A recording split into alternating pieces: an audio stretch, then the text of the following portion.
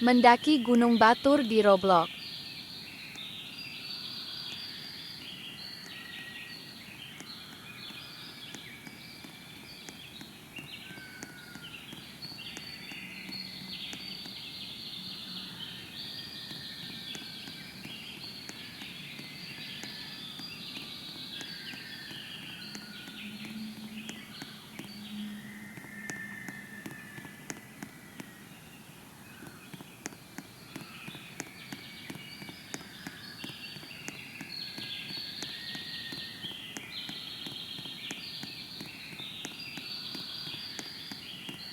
Di Pulau Bali yang terkenal dengan budaya dan keindahannya, berdiri sebuah gunung yang penuh pesona dan kisah purba. Dialah Gunung Batur, gunung berapi aktif dengan ketinggian 1.717 meter di atas permukaan laut. Meskipun tidak terlalu tinggi, Batur adalah salah satu gunung paling ikonik di Bali, dengan kawah raksasa dan danau indah yang mengelilinginya. Gunung Batur adalah bagian dari kaldera besar berdiameter sekitar 13 km, salah satu kaldera terbesar dan terindah di dunia.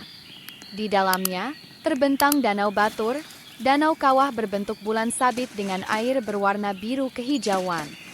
Pemandangan ini membuat Gunung Batur tampak megah, seolah sebuah dunia lain yang terpisah dari hiruk-pikuk Bali. Pendakian Gunung Batur biasanya dimulai pada dini hari, dengan tujuan menyaksikan matahari terbit dari puncaknya.